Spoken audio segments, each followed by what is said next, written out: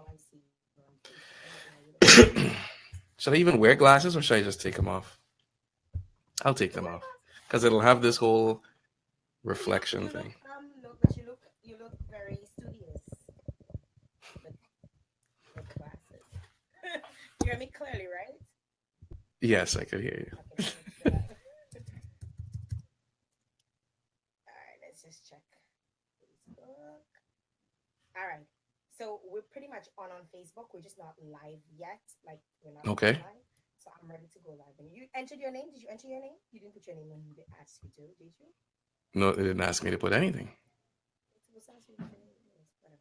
Forget that. Should I All try right, again? ready? Ready to go. We ready. One quick question. What sort of energy and everything do you want for this?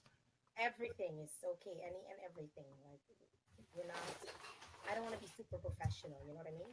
No, no, no. I mean, just you want it like hype, loud. You want to just be all business.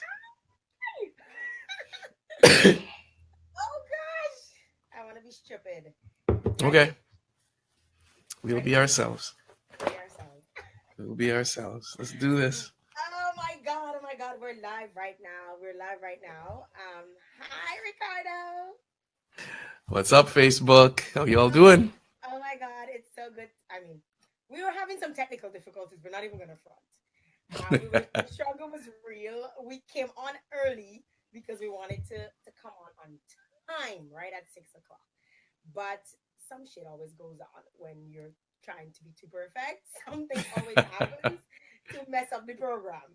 But we're on, and I just want to, first of all, I want to welcome you. Thank you very much for being my very, very first guest on Cacoa T. What does your background say? Toronto? So everybody know you're from Toronto now. Everybody Are you trying to read that? Don't try to read my business. good. My eyes are good. I have good eyesight, right?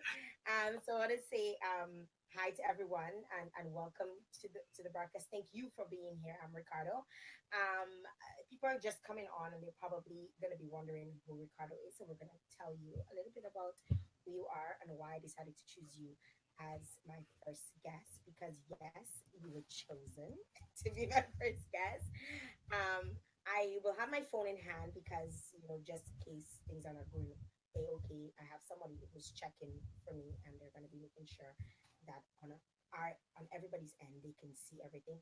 We have people logging in right now, so we just keep the momentum going. Yeah, We have I'm seeing Laura is on, Laura Joseph is on, Nick Smith Laura is on. Joseph, Nikki Royer.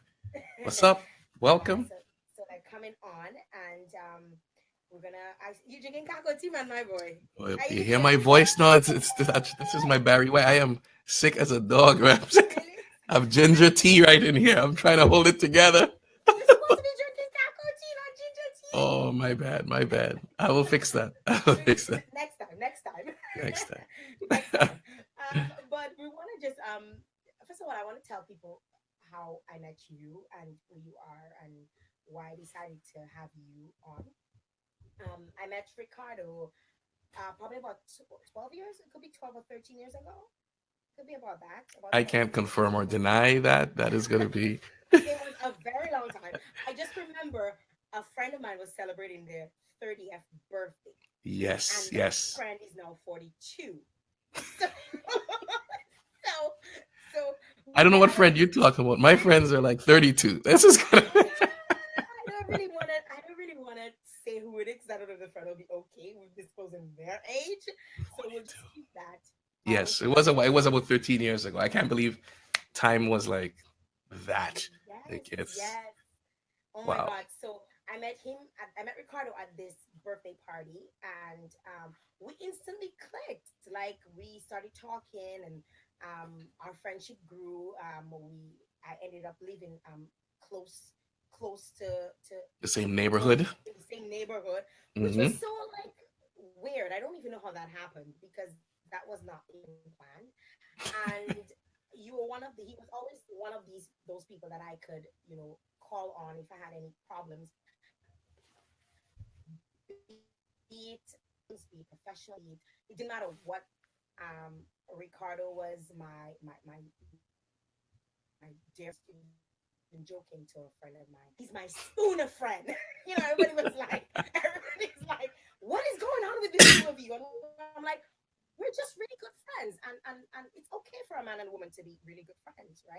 Absolutely. And I remember you were the one who introduced me to Apple. You were the reason why. You at the time, I think you were working part time with Apple, I and was. Yeah. and Good I got days. my first laptop from. Look at it. You don't know. You don't even know that, right? And I got my first laptop because of his influence, and we've stayed in touch. When I traveled and stayed in, it was in Dominica and stuff. It wasn't regular, and but it was there. The love was still there, and Ricardo Stins got married. He left me in the bus stop and he got married. And wife, his lovely wife, they have a son together, and then well, in that whole union, they put together a company called. We'll talk about a little bit about that when we get into it. And from there, we've just always stayed in touch. And I remember coming here on vacation and thinking, hey, the first person I need to contact, the first person I need to let know I'm coming up, is Ricardo, because Wow. we've always stayed in touch. We've always been really, good friends. And last year, during my visit and stuff, we started talking. We met up for what did we met up for coffee? It was like Chocolate. coffee or food. I don't know. We were in Yorkville Some of somewhere. yes, Right. but It's on but my we met Instagram. I up. remember the date. It was on my Instagram. We have a picture together on there. Yes, It's on yes. there. So we met up, and I was just talking to him about what I've been doing, and how I want my business to grow, how I want my networking to grow. And Ricardo has an amazing profile about in just a little bit.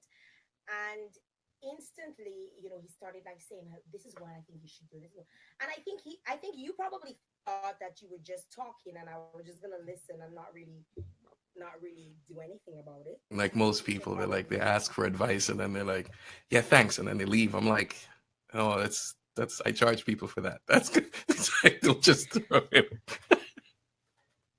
It's So funny. I saved our conversations, like our WhatsApp conversations, our it was Facebook actually. We were communicating on Facebook, our Facebook Yeah, conversation, yeah. and every single thing Ricardo recommended I do, I literally did. Like down to my mic, down to my mic, right? So, I mean, a lot of people come into your life for different reasons and stuff, and I just want to say thank you so very much to you, Ricardo, for being such an inspiration, for assisting me on my journey, and when you didn't even know that you were assisting me on my journey, I didn't. because I took a lot of what you said. I took it, to heart. I went out there and I did what you said, and I tried. I looked at a lot of videos, and even sometimes, certain things you said to me, because sometimes you don't really want to take everybody's advice. You kind of want to feel for yourself. You know what I mean? Um, I would like go on YouTube and go and see. Let me see if Ricardo, what he's saying is really true and it really works. You You did know, some and testing. come on, I was testing. Like I remember when you told me, when you introduced me to Mailchimp, Yeah. and like, let me see if what he's saying is, I went and I did my little research and it came right back in my face. I'm like, you could have avoided that 15-20 minutes if you stayed on YouTube, if you just taken his advice. So from now on going, I'm taking his advice. And Ricardo, thank you so very much for being my Thank friend. you. And for those of you who are just joining us, I'm going to introduce you to Ricardo. Ricardo is committed to creativity and commerce, working together. Today, he's actually bringing creativity to life as the host of the Framing podcast that's on iTunes, and helping families across Canada as a licensed financial advisor. Prior to his most recent endeavors, Ricardo has been the creative director of a boutique consultancy, Wedge 15, and the creator of blackincanada.com. That's Canada's leading source on Black excellence, reaching over a million people in 100 countries with 30,000, 30K. I didn't know you had all that fans and Yes. followers. Some And people find it nice. he studied fine arts and business at the University of Windsor and Ontario College of Art and Design, before actually acquiring his project management designation and becoming an award-winning entrepreneur and speaker. speaker. And my Facebook friends and fans and all of you locked in right now, welcome Ricardo McRae. Thank you so much. I That's almost can hear the clapping. it's like you have to edit that in. I probably will. Thank you My so audience much for will. that really heartfelt, warm, honest uh, introduction. It's I appreciate that. That's we've been friends for a long time, and you're right. Sometimes I don't know how. Well, most people, you don't know how you're impacting someone when you're sharing something. And I remember that day that we shared. You were like, "Oh, I want to do this," and I remember that whole conversation. I'm like, "Okay, here's a list of the things you got to do." I'm like, "Da da da da," da. And then I saw you launch this show, and I was like, "Oh my goodness, she did it! She did it!" It was like, "What?" It's like nice. So I'm like checking everything out. So I'm in the back. I'm like, I'm checking out your SEO. I'm checking out. Okay, let me check the naming, and let me check all the links on all the different sites. And I'm going through everything. And I'm like, oh, it's just set up nice. Like, so it's. And I remember calling you probably a couple of weeks ago, and I was like, well done. I'm like, this is so good. It's such a great start. This is like on point. The backdrop, the microphone, like you went out, you got the ring light, you got like all the stuff to just I have this did. thing really, really work and really be awesome. And I know this show is going to be successful because you've been successful in the past, and it's just going to be the next iteration of what it is that you're doing. And I'm looking forward to it. And I'm honored and pleased to be the first guest. Number one, I like being number one. And yeah, we're gonna have some fun today and rock the house and share some stuff with people. Find out everything from art to financial services to maybe relationships. We'll talk about that. Let's talk about relationships today, shall we? Ooh, that Why was you got no you quiet. No, you quiet. dude. Listen, I just said you left me on the bus. You leave me in the bus. You like took the bus and you just fully went and you left me in the bus stop. I didn't leave you on the bus. Like tell me about your wonderful children and the relationship you have right now. Listen to that. Who's doing the interview? You or me? I'm doing it. I got some questions for you. Forget what you gotta say to me. I'm like, I gotta talk to you. I saw your Valentine's post on Instagram. I'm like, you two looking all cute. Don't roll Valentine's. it like which Valentine's. No, no, no, don't do that. Don't do that. Uh, Yes. yeah. Well, yeah. You forget that Facebook works two ways, right? It's not just Carol, leave me alone. We're not here to do this. We're here to do you, my not bad. My bad is yours. I thought it's the Freeman podcast. My bad. We're gonna go right back to Cocoa Tea. We can be... Can we just leave my fish out of this? I No. hope you feel better though. I hope you the cold goes away. Look, Um, this is helping me. It's like it's giving me really good energy. So thank you. It's awesome. okay. So back to you. Yeah, I want to know a little bit. How did you actually become so successful at what you do? Like, you do a lot of stuff. Um, Yeah. we'll get into a few of the stuff if we can Turn my get ADD into some cash. boy. But how did you become so successful at what you do? uh, it's funny that you put it that way. I wouldn't see myself as successful. Um, I know I've had some success, but compared to what I want to do, I'm not there yet. So I'm still hustling. I'm still working. I was like up at 8 o'clock this morning on a Saturday at meetings till 4 o'clock. I finished, came here, got ready, boom, doing this. And Mm-hmm. it's I enjoy what I do. Like I took this advice years ago, do what you love. And I only do things that I love now. Like if I don't love it, I don't do it. And I was doing that long before it made money, long before it was financially rewarding to do those types of things. So it's grown over the years, and really focusing on the things that I love allowed me to get really good at it, because it's going to take thousands of hours to get good at anything. So whether it's podcasting or financial services or fine arts or web design or branding or any of it, I'm like, I go deep. I'm like, I'm on YouTube there for weeks. I'm like 3 o'clock in the morning. I'm learning stuff. I'm checking things out. So I'm going super deep. So if you don't love it, you won't put that kind of time in. It just won't be worth it. So it's fundamentally doing what I love is how these things turn out. I mean, success is a relative thing. So Thank you for thinking it's successful. Um, yeah, I just love what I do. So I do what I love and I put my best foot forward and hopefully people like it. It's honestly that it's like that for me every time I do something. And I just kind of like, I really like it. I think it's good and I'll put it out. And it's not until I think it's good enough that I put it out. And hopefully people like it because you never know. How do you stay grounded though? Because you have a family, you have a I have business. a wife and child. They keep Exactly. it real. Where you Right. think you go and take out that garbage? I'm like, I'm all right. How do you actually stay grounded?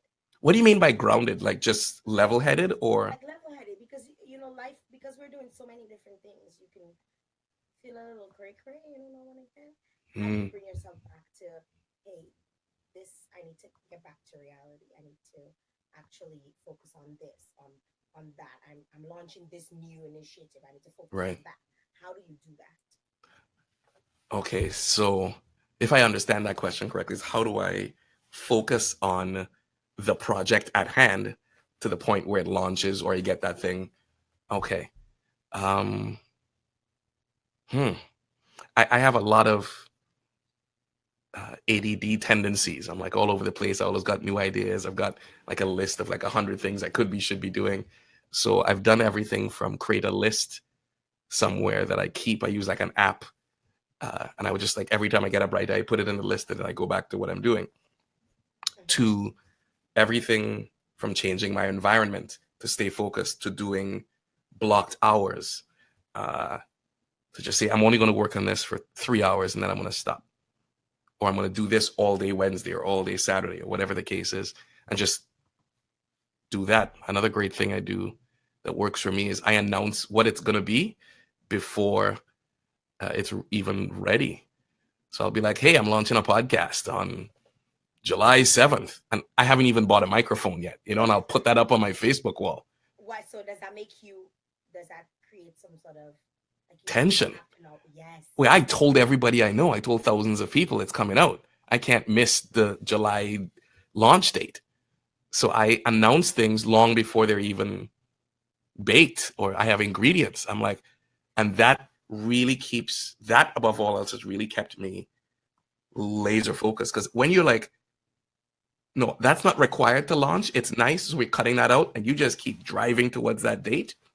Uh, tends to work for me. That's a lot more pressure than most people like, but I find that level of commitment, announcing things before they're ready, tends to make them happen. Because what happens is It's a sort of let's say I'm pressure. doing the oh, I can't even leave my house. Like people like, hey Ricardo, how's that podcast coming? I'm like, I gotta go back home. I've been out at places and people are like, yeah, man, I saw your post about the podcast. Like, how like and I'm like, look, I'm just trying to have some chicken. Like give me a minute. Like, And it's right. I just want to be out. Can I not lime? Everybody's lime and I can't lime. They're like, no. But it's I have found that pressure to deliver really keeps me focused. If you see me announce something, um, it's usually not ready. I don't think it's ever been ready before I announced it ever. Wow. Like Wow. months. Like we So just announced we open up a new office. The grand opening's on the 25th. I announced I that. saw that. I was about to ask you, like, Yeah, how is that going? How is yeah. I that was doing process? painting on last week Friday, and we're getting carpets torn out and changing walls and hanging stuff from the ceiling and moving office furniture. And it's like it's not ready, but I'm taking registrations for the opening on the 25th. And all of us in the office are working on that same principle of inviting people and the mayor, and we're inviting ministers of parliament, and like people are coming. We're inviting media, like it's a thing. And yeah, we're still scraping paint off the floor. Wow. It's not ready, but it will be ready by that time. But I can't wait until it's ready to tell people. You get excited. So you have some sort of disorder. In other words, I might need I don't know if it's medication. I don't know if it's ADD or ADHD, but you have one of them. You definitely have one of them. Ricardo, I want to talk a little bit about you as a child growing up. But before we even get into all of the different things that you do, because I did speak about you have it where it's so many different hats, and Yeah. not really getting into what all of these hats entail. But would you just tell us a little, because give us a little bit of your background in terms My of background. where you grew up, where you were raised, what's your your ethnic background. I mean, people say you Right. know, but you really might never know. So give us a little bit about your Like, history. I'm almost about to surprise your ass in a minute. Be like, no, I'm white. Can't you No, tell? I I got the shock of my life about 4 months ago, and it shocked me. But we'll start when I was a kid. So, uh, yeah, I was born in Guyana, South America. Uh, my parents were, my dad was a diplomat. My mom was an architect, so she designed our home that we lived in, and it was, beautiful. My dad was quite abusive, and we left in the middle of the night. I got to pick one toy, and we jumped on a plane and left the country. So since 9, that was when that happened. Lived in Trinidad between 9 and 18, and that's where I really consider myself Trini, because I'm like, that's where my memories are. That's where I grew up, and that's where um, my foundational years, so to speak. So I grew up in Trinidad with my mom, brother, and sister, and two sisters. I'm second. My sister's older than me, Okay. and I studied. I was a horrible student. I would think there was only when I really got challenged was in two classes. One was history and architecture. And in history, I didn't take a single note all year. I just sat in class and guys like, aren't you going to write something? I'm like, no, I got it. And I would just listen to everything he's saying, and I understood it. And I was like, okay. And I just leave. And he's like, to me, it was just like one big long story. And I'm like, I don't need to take notes in a story. So why am I taking notes now? And I just listened for the whole year. I didn't hand in a single assignment. And I went to my final exam and wrote the exam, which was worth 60% of my total. And I got a C in the class. And I didn't hand in 40% of the work. Like it was, and people like, why didn't you hand in the assignment? I'm like, lazy. I just didn't want to do it. Like I was like a really bad student. And in architecture, the teacher had these drawings up when I came into the class, and he goes, this was the best student ever. The person got like 85%, and he was just going off about how amazing this person was. And I looked at it and I went, I don't think it's that amazing. He's like, are you kidding me? This is the best student I've ever had in my entire career. And I went, I'm going to do better than that. I said, when I'm That finished, sort you're of going to, motivated you. yeah. I was It like, you're going motivated to you. take those down when I'm finished in this class. And he's like, what? I said, you're going to tear that off the wall and you're going to put my drawings up. And I'm going to remove all of his drawings. I don't know what made me say that. I was just like, okay. And I just like went to town and I was like, started drawing, wrote the exam, and I got 95 or 98%. No, I got 99% on the stuff that I submitted. And I did all my drawings, and he said, I'm going to give you 95. And I'm like, why? He goes, you see these couple of lines here? They're a little bit off. I said, okay. I took all of them back. I tore them up, and I did all of them over again. And I came back. I said, I fixed the lines. I said, I want 100%. And he's like, I'm going to give you 99 because there's always room for improvement. And I'm like, okay. I said, as long as we both know it's 100%. And then I left. I did the exam. And that was, I'm supposed to do, you get this book, you open the book, and then you have to do 3 of the 5 questions. So I went in there and I started drawing. I did all 5. I didn't even read the instructions. I just started drawing. I'm like, I drew a bathroom. I did this. I did a whole house, did a mechanical drawing, did all this stuff, did all 5. And I realized I made a mistake on the second one. So I tore that up and I did it again. And then I handed it in and left early. And I got 100% on that exam. Wow. And he took all of his drawings off and he put mine up. And I went, you see, he wasn't that good. But that kind of describes my life growing up. Like that's, if I get focused on something, I get obsessive about it. Mm. So you moved to Toronto when you were how old? 18. I was 18. 18. I moved to Oshawa, which is outside of Toronto, and then went to high school there for a couple of years, then moved to Toronto to go to OCAD, Ontario College of Art and Design, and then went to University of Windsor because they didn't have a degree at that time. That's how old I am. They just had the diplomas. but now it's a full university. And We won't talk about your age. oh, I don't have no problem talking about my age. I was like, I am But seasoned. it's only because you have hair on your head. You're okay with I that. know it freaks people out that I grew my hair back in my 40s. They're just like, why are you like everybody I know is bald? Like everybody, all my contemporaries shave their head. They're going, I'm like, they're like, Ricardo, are you dyeing your hair? I'm like, no, it's how it grows out of my head. They're like, you're aging backwards, dude. You're not supposed to grow a head of hair in your 40s. You're supposed to. So It's you, like, hey, so you studied at University of Windsor. You actually did art. fine arts, art and business combo, which is kind of different. Uh, I was the only person in a suit in the art school and the only person covered in paint in the business school, as I would like go between classes or whatever. But it made sense to me. I mean, my family history goes back in business for a few generations, and I was being groomed in Trinidad to take over the family business, and it just made sense. Like I started a company when I was 17 in Oshawa, painting houses one summer, and inside of 3 months, I had 16 full-time employees. It's just like at the time, I didn't even think that was a thing. And now I look back on it, I'm like, my payroll was $10,000 and I was 17. I'm like, that's a lot of money now. Wow. So I was just, I left home in grade 11 and I was just, I was on welfare going to high school and going to, had a little side job to make ends meet and went to school and shopped at Goodwill and had on my little polyester sweater as the new immigrant kid in school. And I just didn't think anything of it. I was like, yeah, what's up? Say something. You know, Do something.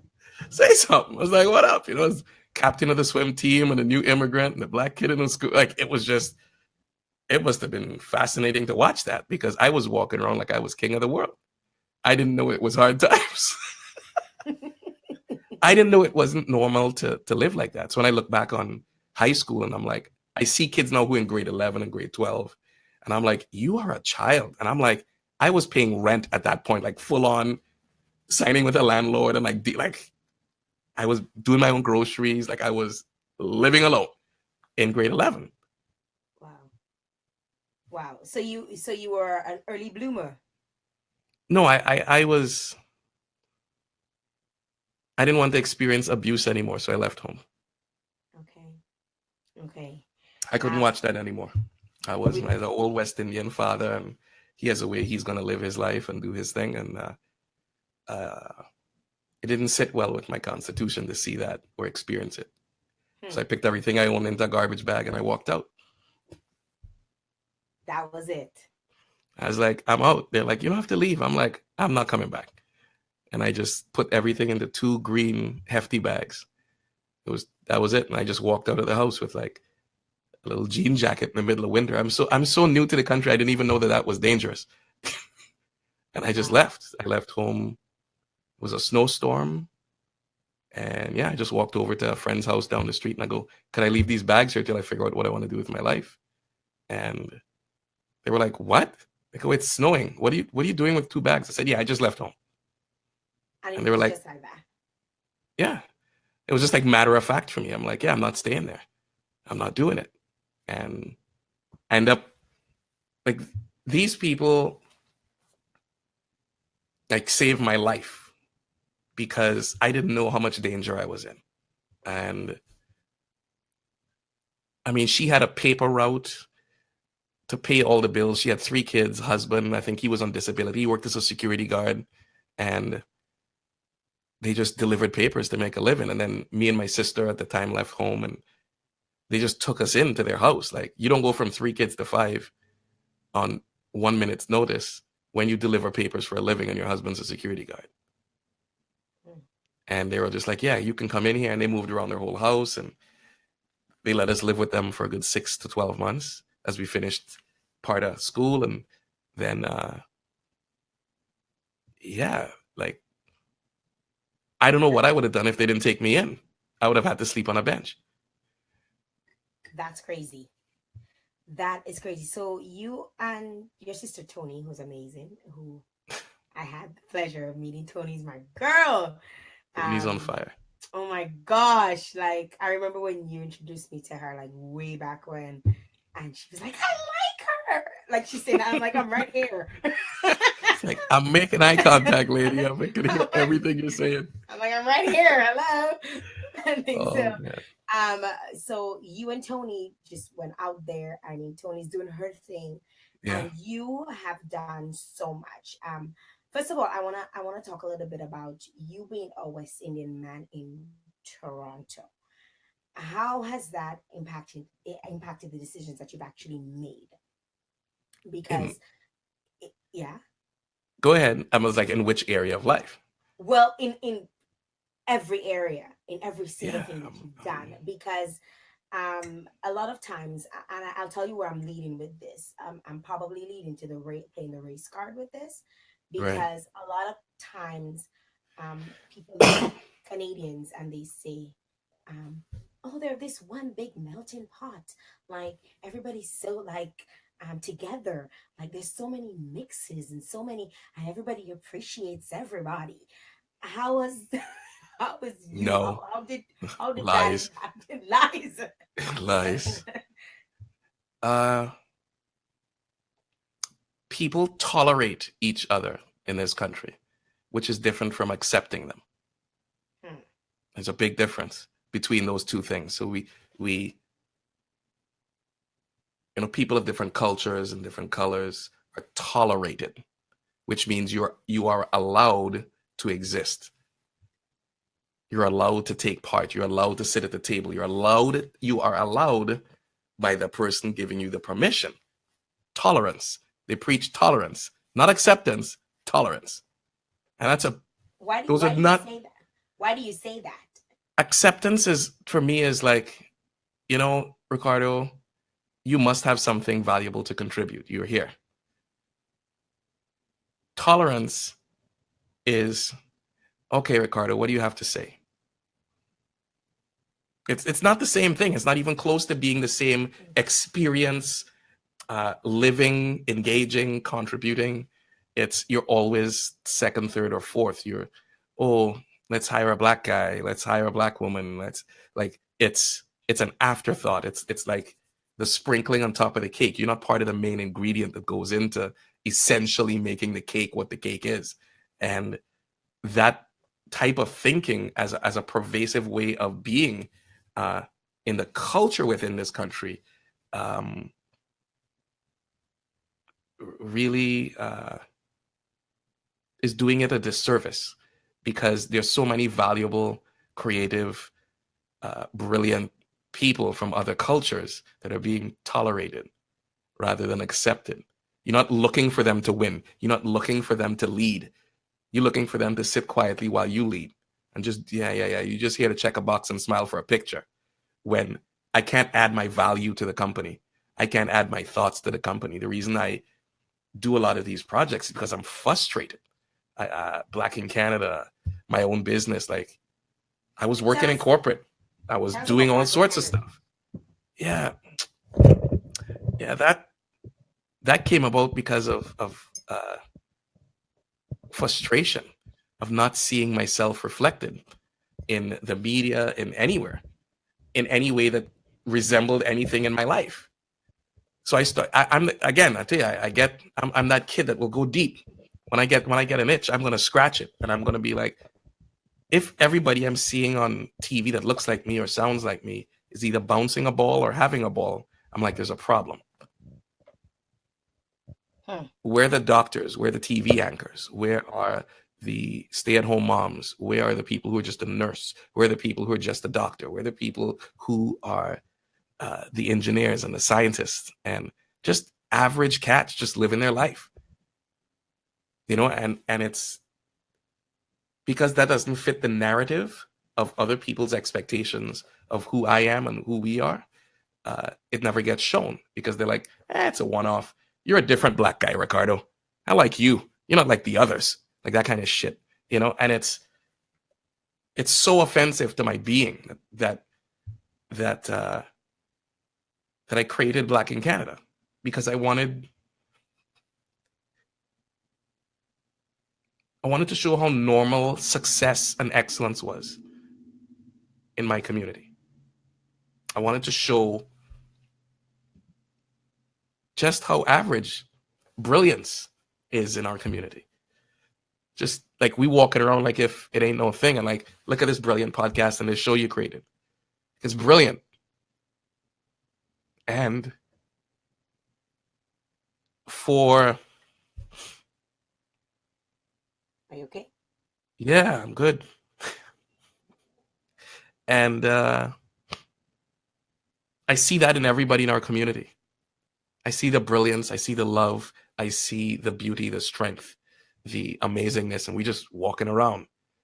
You know, Black Panther comes out, and it's like everyone is, I and know. Like, it's like, but it's like, Ricardo, I think we spoke about that a little bit recently. It's like, as Black people, we don't even know our own strengths. yeah. You know, like I'll tell you a quote. Someone told me this about Black Panther. He said he was looking at the poster. He went to see the movie, and he was crying. And he said, I feel just looking at this right now, just seeing myself and my culture and my people represented in such a powerful, beautiful, amazing way. He's like, this is what white people get to feel like every day. He said, it's the first time in my life, I'm 40 something, I get to feel like that. He said, it's the first day in my life I get to feel like that.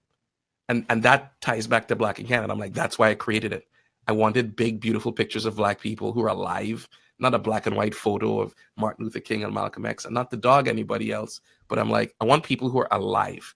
I want people I could Facebook inbox.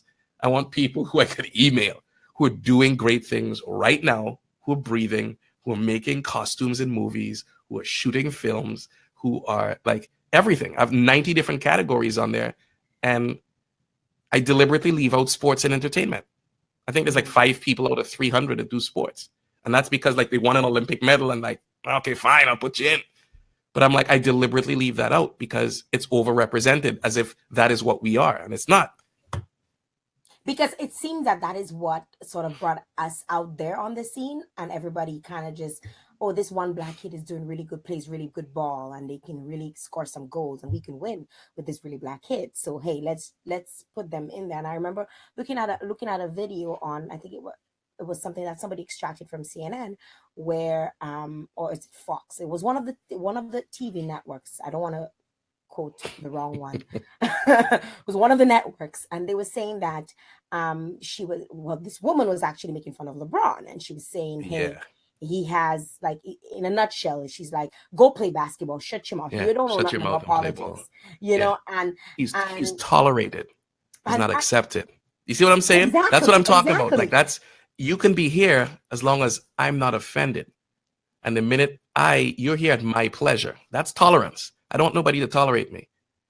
And I'll give you a quote from Shannon Sharp. He said this, it was so beautiful, I internalized this. He goes, you don't need to respect me, but I'll be damned if you disrespect me. Now I'm gonna go on our feed because we have some people who are making comments and who are contributing, cool. And I want to be able to sort of pull out some of what they're saying. Hey, people.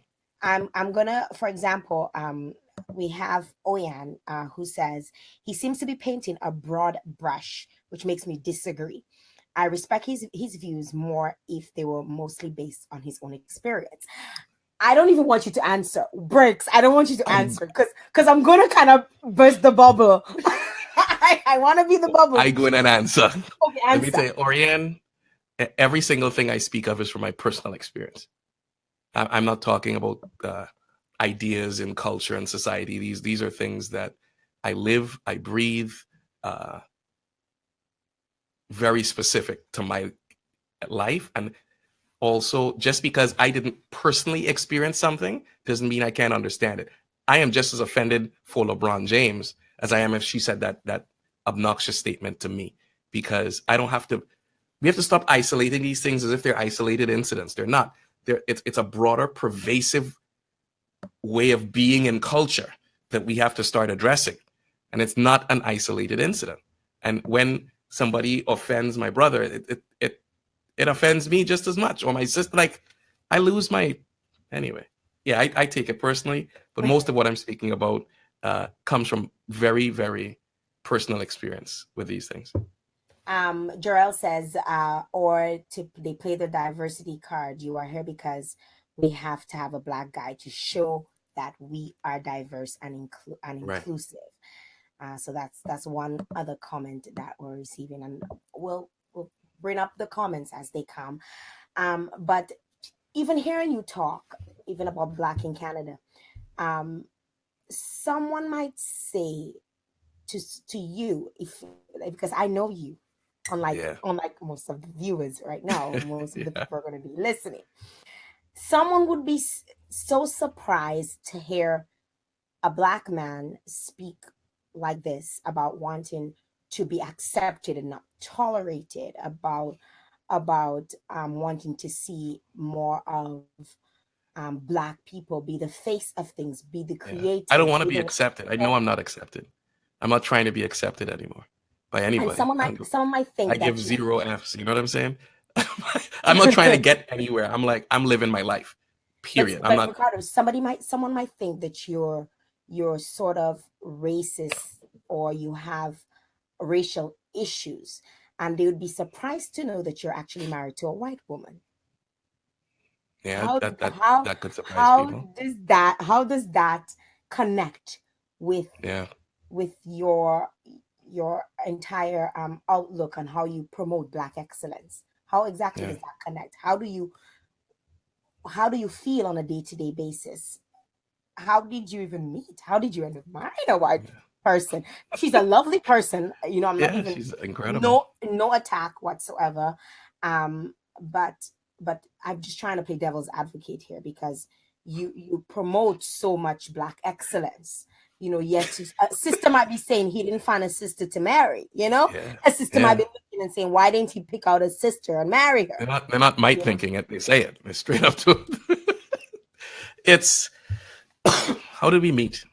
Uh we met in a tanning salon of all places. I was You're tatting your toes.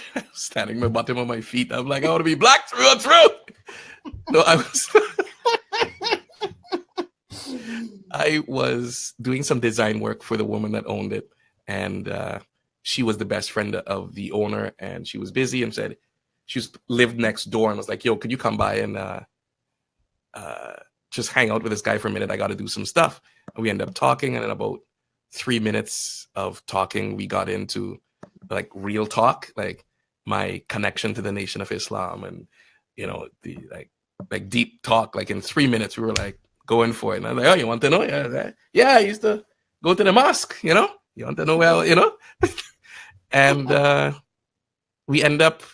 She lived in my neighborhood, and we ended up going out. We just met like for coffee or something like a couple of times, and I asked her out on a date because every time I met her, she just seemed more interesting, and the conversation just got deeper and deeper.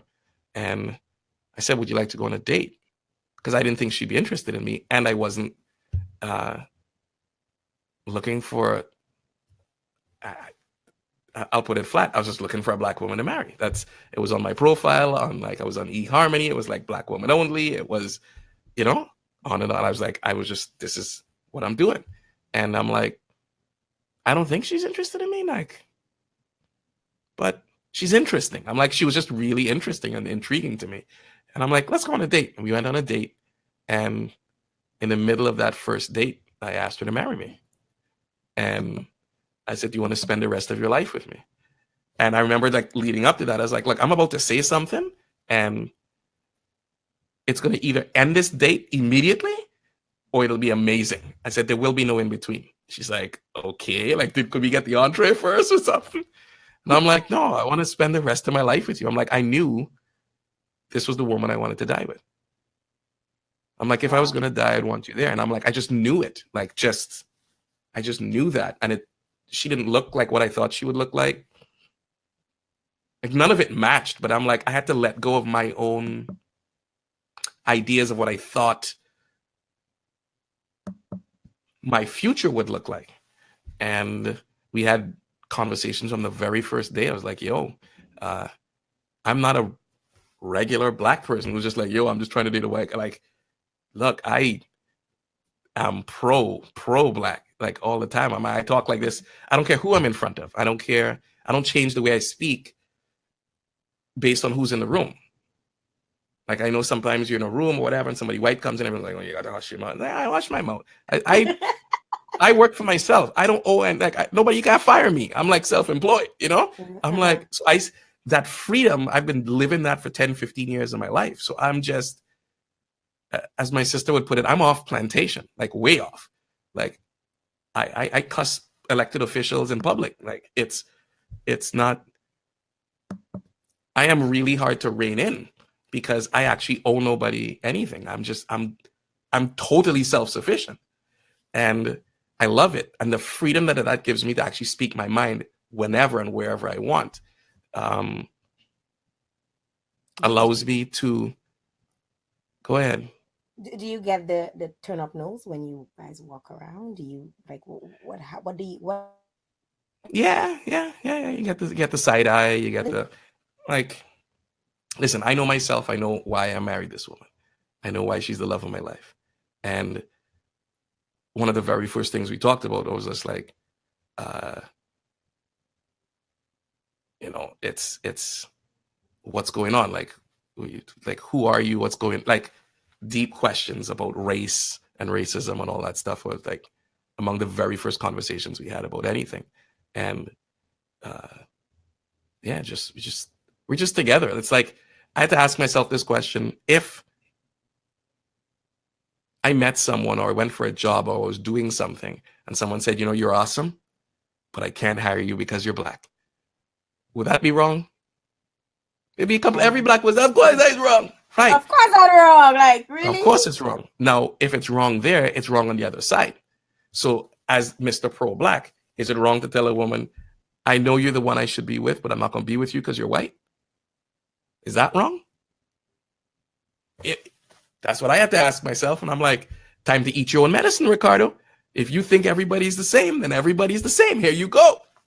What do you think? Now it's my turn to eat my own medicine, my own, practice what you preach. And you guys have created a company, Wedge 15. Tell us a little bit about that. Oh man, we actually just shut that company down a few months ago to move into FinServe. But I had my company, branding, design, web. She left when we met. She left corporate, started her own business doing consulting in social media, and we were living here and just kind of subcontracted each other for about a year, make sure, and then eventually merged the two companies to create Wedge 15 when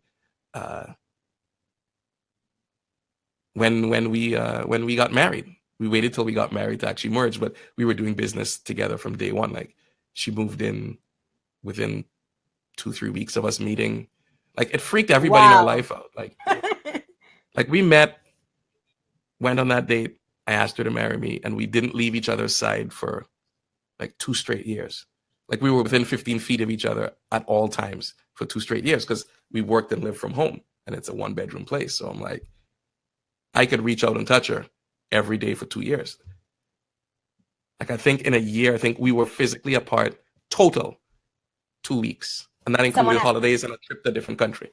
Someone has a question for you. Where do you draw the line between being pro-Black and anti-white? Because for non-Blacks, there's a very thin line. Yeah, they're quite fragile. About that? Yeah, she calls me Black Thor. She goes, dude, you're about to go off on people. No, look, you see how I talk now? This is how I talk all the time. I don't change it because anybody's around. My wife, like, this is how I talk, period. This is like. So you don't see black and white. You just see a union. Listen, I know for a fact that race does not exist. I know that for a fact, but I'm not stupid enough to believe that everybody else believes that. I understand that within a context of the world, everybody else believes that is absolutely real. And I have to respond to that. It's just like, I don't believe in traffic lights. So no, everybody else is following the lights. If you drive through the lights, you're going to get hit.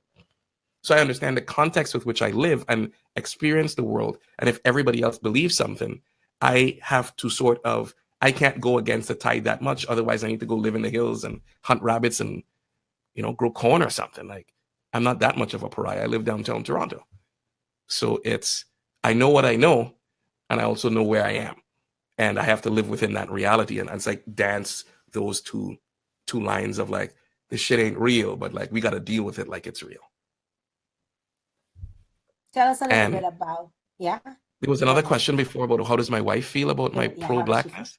Yes. uh I think I got the I, answer. I figured if she didn't like it, she wouldn't have married me. I'm like, that's how she met me. Like, I am not dialing it back or changing. I doing what I'm doing. I'm like, this is my commitment, and it's not anti-white. I'm like, pro-black is not anti-white. And I'm like, if a white person were to say that, I'm like, look, stop being fragile. Again, look at how colonialism has shaped your mind to believe that everything is for you and about you. Even my positiveness about myself is anti-you. That's how much you think everything is about you. It's like, calm down a minute. It ain't about you. It's about me. So it's like, stop trying to bring the attention back to you. We're just talking about pro-black. It has nothing to do with anti-white. When did I say anti-white? When did I say anything about white people being mad? I never did. I just said I love black. I know what it is. I know my people. I know my history. I'm like, I read the books. I study the shit. I'm like, I follow, like, ask me a question, you know? I'm like, I know what I know, and I'm proud of it. And it's the best part of me. And if it bothers you, you know, you got some explaining to do, not me. I have nothing to explain. I'm awesome. Tell about your the financial advisor part of Ricardo, because Yeah. people don't know that including, we've spoken a lot about black in Canada, because race always kind of gets people going, eh? It's, And, yeah, and the people are numbers just climb like when you do that. asking questions and everything. We can't answer all the questions. We can post all the questions, but we would love to, but we can't, unfortunately, because I'll try time to is of jump the in the chat essence. after and get some comments going on there. We'll see what Yes. the people who came in. But you mentioned being an artist. You've done paintings. You've had your Mm-hmm. paintings sold. You've Many of them, for yeah. good money too, Yeah. for good money. But you're also a financial advisor or a financial broker. Why did you decide to go into that aspect? And what about keeping people's finances? Because you've done the marketing aspect, you've done the consulting, you've Mm-hmm. done all these different things. Why now go into finances? And tell us a little bit about that. Look, unbeknownst to me, this kind of got presented in my life. I wasn't looking to become a financial advisor, but after the opportunity presented itself and I started to look at it deeply and look at my life and what I'm committed to, I realized that this actually fulfilled everything I'm committed to in my life, including Black excellence. And the only thing, like, here are the aspects of my life. I'm like, I want to be wealthy. I want to be financially free, for just because I want it, and like I deserve it because I'm awesome. And anybody with my level of talent should be bloody wealthy. My community should be wealthy. My people should be wealthy. Like, the only thing that's really a problem in, as if Black people have a problem, but Black people don't need fixing, but just stay with me for a minute. The only thing that Black people need right now is just money. Like, if we had money, it would change things. It would change where we live. It would change the schools we go to. It would change the food we buy. It would change our health. It would change our children's future, and understanding how money works. Like, we live in a capitalist society, and if you don't understand how capital works, you're gonna get served, so to speak. And we've been served for many generations. And shit, we were money at one point. We were capital in this country. So nobody taught anybody in our communities about capital because we were the property. Mm-hmm. So it's not a shame that we don't know. It's a shame that nobody taught us, and that's their bad. There's no shame on me or my community about that. So it's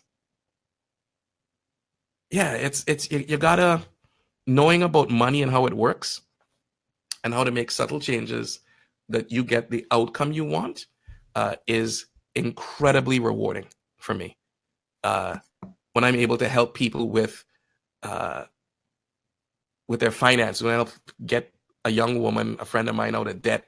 She was $30,000 in credit card debt, couldn't get out from under it. We were able to make one shift. No new money coming in, no new payments, exact same payments. She paid off her full debt in 24 months. We have She's a debt question. free right now. We have a Meeting question. with her Are you next week to saying do investments now. are you saying we need shared money? Someone just asked that Well, I don't question. understand what shared money mean. I think you mean, do we need to pool our money as Black people? Yes, that is part of it. But what I'm talking about is personal responsibility for money. Like, I need to make sure my money's straight before we start sharing it. You need to make sure your money's straight before we start sharing anything. Like, it's if we're both coming from positions of power when it comes to money, then that becomes superpower. And that's what I want for people. That's what I want for families. That's what I want people to understand. And it's truly a blessing that I'm even, we're opening an office, and like just about everybody that office is Black, and it's 4,000 square feet, and it's, you show up in there and it's like 80 Black people talking about money. I get goosebumps when I go to work. Like, that's where I go to work. Like, I get to teach that. I get to transform people's lives. I get to transform their children's lives, and generations down the road, they're going to know my name. They're going to be like, yeah, that guy Ricardo told me some stuff, and because of that, I'm a millionaire. And it's not like, oh, you'll be a millionaire kind of, like, I know you'll be a millionaire. We've done the numbers and we put the stuff together, and it's like, you're going to be a millionaire. I can tell you the year it's going to happen. And it's like, oh, you can't tell me I'm not awesome. I'm like, like, like that is helping Black people. And that is my ultimate expression of what it is I want to do on this earth, is help people. So I've found that being creative within this, because it's not about 1 + 2 + 3 equals the right answer. It's like, you have to be creative. So I'm pulling creativity, I'm pulling business, I'm pulling my love for Black people in the Black community. I get to work with Black men and women about money and like transforming their lives, and members of our community. Like, it's everything I've ever wanted to do. I didn't even know it. And it's so rewarding to talk to single moms with 3 kids and set them up in such a way that I don't think your kid's gonna be all right. I know they're gonna be all right.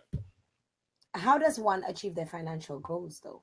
Like, with all of that said, Yeah. how do you really achieve your, because a lot of times Discipline. Mhm. It just, look, you have to have an actual plan. When you say it's a goal, it's like, oh, I want to be rich. I'm the guy that'll be sitting there But with a pen. sometimes they say when sometimes when people become disciplined, you call them cheap. You No, hear no, people no, say, I "Oh, didn't say that. this guy's cheap." He's a cheap guy. What Don't put exactly words do in you my mean mouth. I about never your said cheap. I said discipline. Because Don't put no, but words I'm in my telling you, sometimes people Yeah. associate discipline with money as being cheap. Really? Because you will see a typical, let's just go typical Black guy. He probably doesn't want to spend money on a fancy restaurant, on a fancy dinner, on a fancy, probably wants to just go to Real Jerk, or keep Right. it, and Keep the then money in the community. That's what he wants to do. yeah, exactly. And you find him labeled as being cheap, Right. because very very seldomly do you hear people of other ethnic groups refer to each other as being cheap. Right. Yeah, You right. This is usually part of the find that. colonial mindset of what keeps us broke, is that when people are being sensible and prudent, you call cheap. I said, let me ask you a question, and I'm being politically incorrect. Do you think Jewish people would say that about each other? No, Interesting. they Interesting. don't. They They don't. don't, and they're so rich. Interesting. Interesting. But why don't notice that the connotation we have about saving money and being frugal and being disciplined with your money uh, has a negative connotation in our community. And it's like, we have to start looking at those things of just saying, why do I think being sensible with my money is a bad thing? Because we've been trained to be consumers and not creators of things. We're trained to like spend our money. We get our money. We trained to like, I get my money. I'm gonna buy this. I'm gonna buy. The money doesn't even stay in our community. We get it. First thing we do is hand it right back to the white people. We go straight out and spend it. You're paying your heat, your hydro, your rent, your bills. You go out and buy diapers. You put in gas in your car. You spend it all right back in their community. But that brother who's saying, "Let's go to the Real Jerk," that's my man. And you put call it, him cheap. and it's I'm joking about that whole thing, but it's like, really here's something, exercise I'd want people to look at. Is like, put aside 10% of the money you spend and make sure you spend that in a Black business. Go find one. I don't care if it's a hair product. I don't care if it's a clothes. I don't care. Put 10% of your budget back and put it in a black person's hand. Find something to like. Find it. Not just a fet. Those are nice. That don't count. Fet don't count. Sports does not count. I'm talking. Go find a small black business. Somebody who's doing taxes. Somebody's doing accounting. Somebody who's running a bakery. Go buy. I know the bread's a little more expensive. Buy one loaf from them. And buy the rest from Costco, wherever you got to go buy it. But put some money in black people's hands. Like start the habit and the discipline of spending in our community and getting comfortable with that. Like I get my hair cut, but I make sure it goes to a black person. I make sure of that. I do a project in Trinidad and I'm shooting a film. I make sure I hire black people. I make sure I half the crew's local and the other half from up here. And I'm making sure everybody I hired, it was 2 white people on the crew. But I looking for black people. Because when I shell out $40,000, $50,000 of money, I want it to go into a black man's hand. And I tell you, it's one of the warmest days of my life that I cut him that check for $40,000. And I went to deliver the check at his house and he was home with his baby. And both of us walked to the bank. And he was holding his baby in his arm with a stroller. And I like signed a check for 40 grand and I handed it to him and he deposited the teller who happened to be a black woman. It was just the most amazing day. And he just deposited that money to his account. And it was just, she's like $40,000. And I'm like, yeah, it's from my account to thing. And bang, bang, bang. And it was just like, Ricardo, because a lot of other ethnic groups, I don't like to single out ethnic groups, but probably I should. But you'd find they help each other to get to where they need to get. Absolutely. And like you'll find like Chinese, they'll move to a country and there'll be like 10 of them living in a house. Right. And you wonder, but why 10 of them living in a house? You know, their family back home will give them credit, you know, give them stuff on credit so that they can establish businesses in places that they've come, you know, and they've helped each other that way. With the Jews, you'll find, you know, they'll only do business with their people, you know. Right. It's part of the culture. And you find this one little black community, every time you do something, they're just geared towards pulling you down, like a crab in the bucket mentality. Like they're always trying to fight to take you down. It's like, why are you trying to take me down? I'm trying to like where's the love to bring you up. Where's the love? Right. You know? Why do you think that our culture, our I don't want to say it's our race because it might just be our culture. Thing.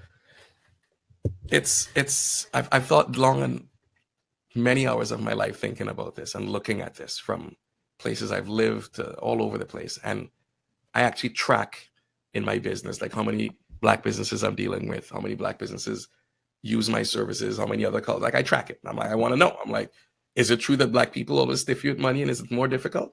And I tracked the numbers and it was no. White people stiff me, black people stiff me, white people paid me, black people paid me. Largest contract I ever had was from a black person, like for $100,000 a month. Like it didn't matter. In the end, the numbers were a wash. It was like everybody did everything. Now, when it comes to us pulling each other down, we have to understand the context of black people. Not only, you have to say, where are you and what's going on and like, what are the forces around that? So I look at, how do we get here? We were forcibly taken and put here. And then we were wrapped in colonialism, there's slavery, and then they beat and break your mind and your thinking. And they design your communities in such a way that it breaks the family apart. It breaks trust and it breaks our connection to each other down. And the natural outcome of that is that we shouldn't trust each other, that we shouldn't love each other, that we shouldn't like each other, that we would want to pull each other down. It's a natural outcome. It's planned, orchestrated, and it's I don't care who you put in that scenario, that will be the outcome that happens. It's not a black thing. It's a circumstance that we're experiencing. And we have to devoid ourselves from the circumstances that we experience and start stepping back and looking at it and saying, why is it that I don't trust black men? Why is it that I don't trust black women? And who told me that? And what makes that true? And is it true? This is why I like to look at the numbers. Do black people always stiff you in business? I counted. Nope. Someone saying that society has put our culture not to unite. Absolutely. It's designed not to do that. And here's the other thing about black people. That is a language of a colonial thinking of looking at black people as one thing. And Black people are the most diverse religions, cultures, languages, uh, continental histories. Like, we are everybody. So there is no Black culture. There's just, you know what I mean? There's African people, and we are everybody. We speak all the languages. So there is no, when you look at another culture, whether it's Jewish, Chinese, Russian, I don't care what it is, there's one language. There tends to be a dominant religion. There tends to be a culture that everybody agrees to, all Russian, all French people, like there's a thing. But when you look at Black people, I'm like, I could have been born in South Sudan, and I'm a different cat than if I was born in Trinidad. And what about Brazil? And what about North America? And we're all different, but we're all Black people. So we have to understand where that notion's coming from. It's from a white gaze, and start saying, let's start looking at ourselves as no, we are the planet. We are the majority, and we define ourselves. And it's we are more than that. So there isn't one religion, one culture, one language, one understanding that we come from. There are many. So the key is to find people who have the same understanding you have and work with them and set the example, and then other people will join in. But you're not going to get everybody to agree and shit like that. That ain't going to happen. That's look at me. White people have Democrats and Republicans. Nobody calls that separate white people. You get what I'm saying? We keep looking at this stuff like if Black people are the only people that disagree. Tell that to a Democrat and a Republican, and both of them white from America in one culture, and they will fight like cat and dog. It's designed to be like that. Everybody will have that same result. It's not just that we are not special. With H&M, their little smartest monkey in the jungle. Yeah. The smartest monkey in the jungle, and had to close down over 120 stores. Beautiful. Or probably more. And because Black people said, hey, we're not going to your store because you're making fun of Black people, or you're perching it's inappropriate monkeys, right? And then and on the flip side of it, look at Black Panther and how millions, what is it, 500 million in the first week of opening, $100 million a day or something. Almost a billion with a $2 million budget. It's it's really amazing. If we learn if we learn to support each other and support our own, we could stop being the minority and be the majority. Well, the thing is, we are the majority. And this is all part of this colonial thinking and this whole mindset of we are minorities. I'm not a minority. I'm the majority. And I look at myself from a context of the planet, not your context of North America and how you want to view whatever you want to view. I'm on the planet, this is the most normal motherfucking thing there is. Mm-hmm. I said, being white is abnormal. And it tricks us. You shift the size of continents on maps to adjust the thinking behind it so we feel smaller. No. Having melanin is the most normal thing in this world. And when we refer to ourselves as minorities, we are subjugating ourselves to that idea that somebody is the majority when they're not. But they put that's how they define us on paper. Exactly. And this is why language is so important. And this is why a document, they'll ask you what race are you, and I always opt to not answer. I'm my name, and that's always something that's kind of been ingrained in me. I'm I'm not gonna name my child any name that sounds like they're from a specific. That's how I've always been. Wakanda. Your child ain't gonna name Wakanda. No, because I really feared having my child, to face that sort of music when it came to hiring, when it came to being acknowledged or receiving awards or, being recognized. But it's time that we probably get out of this mentality and think of ourselves as the majority, so that we can actually and up to not respond. I do not respond when it's listed on there. What do I classify myself as? Minority? But I classify myself as JL. That's who I am. I and check Black every time. I'm well, fuck it, let's do it. Let's go. I'm I check it off. That's what I want to do. I'm what you got to say? I'm I've been into job interviews back in the day when I was applying for jobs, and the name privilege showed up where it's my name is Ricardo McRae. So you're not expecting, a Spanish guy. Somebody tell me. Spanish guy with some floppy hair and shit, looking. And I show up and I say Ricardo McRae, and I stand up. I said, yes. And he goes, Ricardo McRae's louder. I mean, yeah. And he's looking at my resume and it's like, stellar. He's like, all right, let's tell me about this, tell me about that, tell me about. And I put stuff on there. It was like, I ran the Black Student Council for this, and I, was executive sales director of this company, and all that shit. And I'm like, you deal with yourself, man. I'm like, I'm me. I'm like, I'm awesome. If you can't see that, I'm like, this is part of why I have my own company, my own business. I'm like, I'm tired of expecting other people to see what I can contribute. I'm just going to do what I got to do. My wife laughs at me. We joke in the house. She calls me Django. She goes, this dude is riding around with a blue shirt and frills and shit. I'm like, what's up? I'm like, how you all doing? But I know my existence is confronting. And I never realized just how much a free mind upsets systems. But my mind is free. And because my mind is free, I act differently and I walk differently and I do different things. And that upsets anybody who loves order and structure and the way things are. So my mere presence is like a black man in a blue shirt with frills riding up on the plantation going, what up?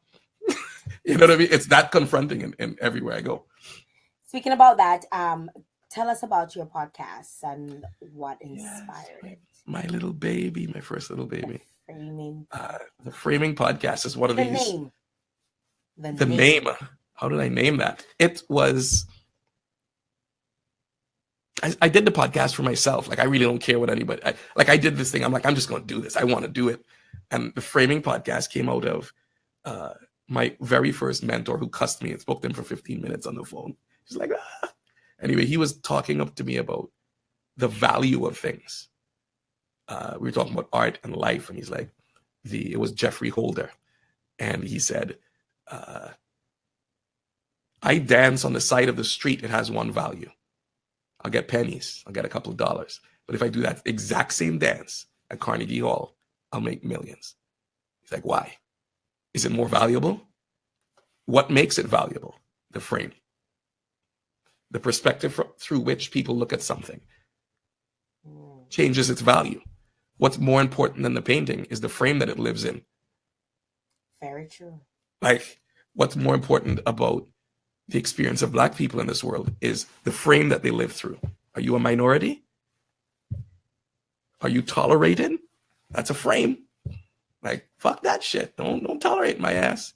I will ride out of here on a horse. I want the most elegant, beautiful frame because I determine the value based on that frame. But when you apply that principle to your life, when I do Black in Canada, I'm framing Black people in a way that's elegant, professional, and awesome. Big pictures, I could see your face.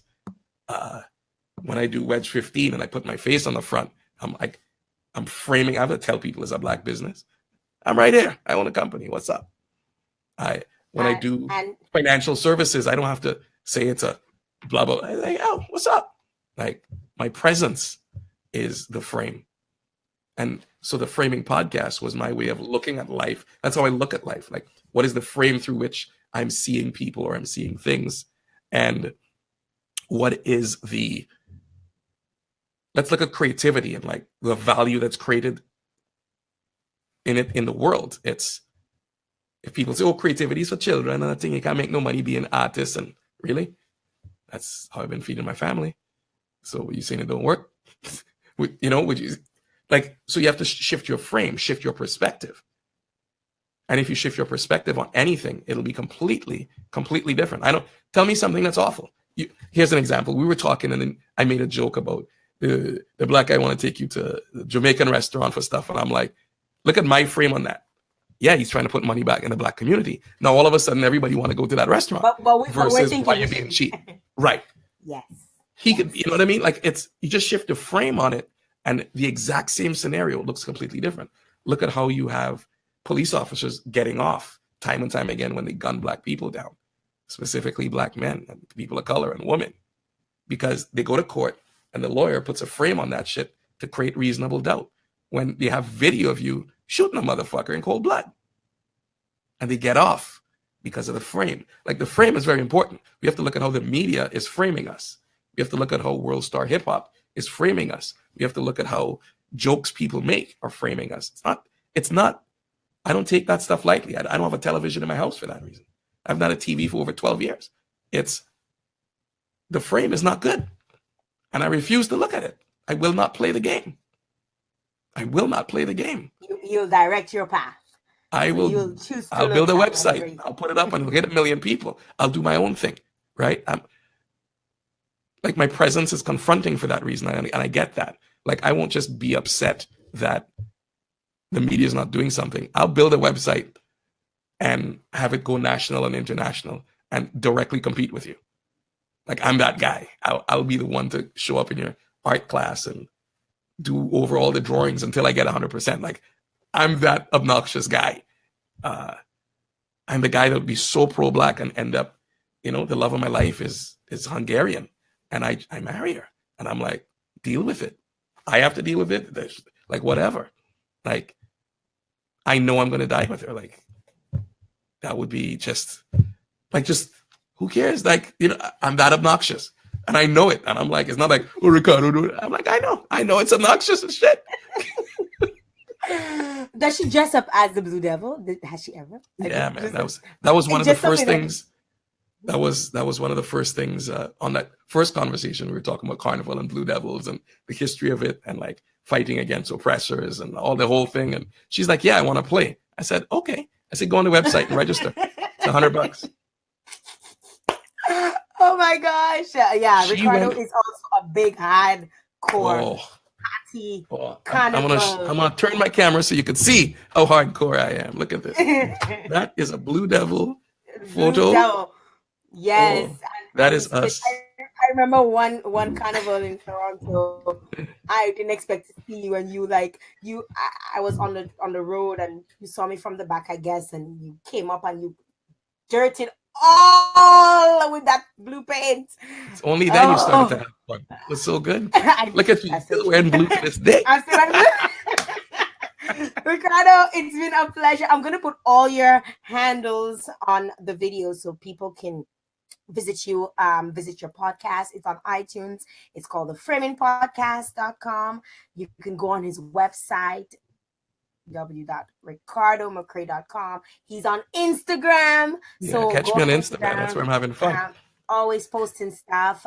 So you could check him out on there. Also on YouTube. Just his name, Ricardo McRae, the Spanish and white name. Spanish white black man. The Spanish white black man who's married to a white woman, right?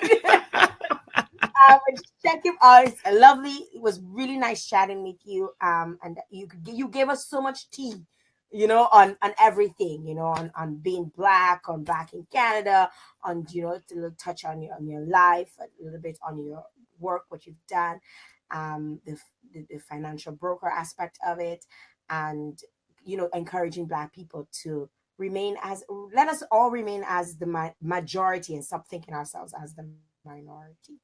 And that's really important. And I take that with a grain of salt. But it was so nice to have you. Thank you for having me. Thank you. It was a pleasure. I'm deeply honored, and I enjoy our chats as we always do. And I'm glad we're able to share the jokes we have with everybody else. And I hope everybody who is watching enjoyed this and does something. I hope it, tweet at me or something and let me know your thoughts. Like, I love to don't just have that thought in your head. Like, tweet at me or hit me up on Instagram. Like, I love to know, like, what did you think about this? What are your thoughts? And so reach out to me. Find me, Ricardo McRae, everywhere on your favorite platform. I'm around. I'm very findable. So very, very findable. I'm very findable. Ricardo. You're welcome. I hope that your wife did not take any offense, because we talk a lot of shit, you and I, to the whole white black thing. It's a topic Talk I about don't that. really like to talk about. Why? Something that I don't really like. I don't know. It's just something that makes me so uncomfortable because I don't like to see the race thing, but it's something that you have to talk about because it's Yeah, you there, got to talk you about it. know. Yeah, we talk about it all the And time. It's not, and there ain't no thing and about that. I mean, you've spoken so highly of her and everything, and every time we've spoken and everything, and I know I have no doubt that you've married your soulmate.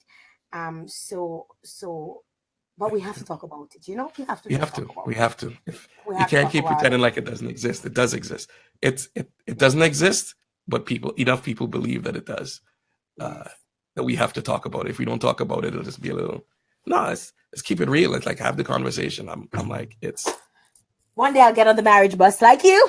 I'm telling you, but, man, but, marry that but, man. but until then, I'm gonna keep You give drinking. him my number. I'm gonna have a chat I'm with gonna him. I'm keep not even gonna sipping talk my to you no Cacoa more. tea with my finger up. You tell that man to call me. I'll give him my number. It's like 647. This guy. You tell him Yeah, text me. We have a he chat. knows so much about you, and then Good. like even before we spoke, I was saying how comfortable I am. I'm like, I need a guest that I'm super comfortable with. I can talk to, I can relate, I can speak about anything, and he's like, just go for it. I'm really happy that you could be the my very first, and I did not feel as much butterflies as I thought I would. But yeah, Yeah, thanks so for being this is my gonna first be guest. amazing. Like, Thank you. congratulations on like Thank doing you. all of this. Like, you created this whole podcast like while being pregnant, having a baby, and you've pulled this beautiful website together. You've created the show. We're like live on Facebook. You've done so much, and you had a baby while doing all of it and got it done within 6 months. Like, it's a huge feat, and I want to congratulate you on how amazing and impressive this is. You, of all the people I've ever spoken to, you are the very first person to ever produce these kind of results on your own, Thank just you. like with Thank you grit very and much. hustle Thank of you very much. hundreds of people I've spoken to. So Thank you. it's, no, you're awesome. No, this is gonna be a, y'all need to watch the show. It's gonna be so good. It's gonna be. No, I like I just learn I every day I learn you got to keep the friends that really encourage and really keep pushing your drive and stuff. Yeah, And encouragement is not just all because sometimes some people tell you, hey, do this, do that, but they know something can work and they don't say, why don't you try this, why don't you try that. And I'm so grateful for that time. That day we sat down in that cafe in Yorkville, and you kind of just gave me all these different things, and I had no intentions of moving on it when you did. But it stayed at the back of my mind, and the second I felt, okay, I need to do this, cool, I just went back and I just pulled out everything, and I was like, I'm doing this, I'm good. doing this. And you didn't even know that I was doing all of No, this I was like, based you just on what surprised me. I was like, what? Don't you? That's like, no. I, based on you, what I can't believe I built a website, like I did my own website from scratch. Like, I'm dude. telling you, it's. All I'm gonna tell everybody is this: is that a little bit of action will solve just about every problem you have. Seriously. Like, you just took the actions. You asked for help and you took actions. Thank you. There was Thank you. nothing. And then boom, all of a sudden you got an awesome podcast. People lined up, shows, like I sponsors, know the I whole have deal. some Like, really good persons coming up who's coming up next? Tell us about who's next coming on the tomorrow. show, Jay. Tomorrow, look at you. Tomorrow we got Dwayne Mitchell, who is an actor right here in Toronto, but he's both parents actually Dominican. So he just got added on to do DC's Titans. So he has a show every Thursday on CBC called Little Boy, where Wow. he plays a boxer. And he's also in Star Trek Discovery. Um, yeah, He's doing things. he is. He's He's doing things, and so he's gonna be our guest tomorrow. I will not normally come on every twice in a week. It right. normally be once a week. It just happened that I need to get 4 shows out in March, and because of the holidays and all of that, I need to ensure that I'm Timing in the still world, it's like we just do it. But yeah. 4 shows every month. So I hope that I can produce and bring 4 shows to Excuse you me. every single month. So that's why it played out where you're on today and he's on tomorrow. But after that, it will go every if one Saturday, then the following Sunday, one Saturday, the following Sunday, and Mm, that's how okay. it'll work out until we get Nice. everything going on. And of course, like being here, I live with my family, and I feel like I have to be in a space where you're quiet and everything. And then Yes. my son, I have to feed him. Yeah, you gotta. Just I'm that like breastfeeding. mothering. I'm I'm breastfeeding exclusively. So right now I feel the little tingles. I'm looking It's at like the you gotta time. I go. gotta go. Gotta wrap this up. It's I gotta feeding wrap this time. up. So all of this, doing all of this, and sometimes people probably think I'm crazy, but I don't care. I'm just doing me. Oh, I'm just doing me, and don't believe the hype. It's just like I have dreams for myself, and I'm going to get there. I remember one of my friends is actually you know commenting on the podcast. Well, oh, sorry, while we're actually on, he kept live on commenting the and stuff, and Facebook. Yeah.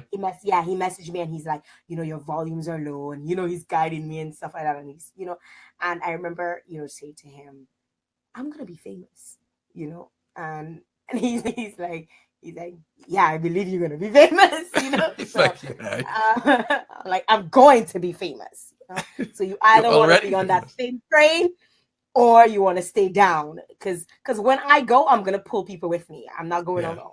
I Yeah. don't believe in It's, going alone. going alone is no fun. No fun, So no you fun get at there and then all. you're like, there's nobody to play with. You're just there by Exactly, yourself. Might exactly. as well bring some people.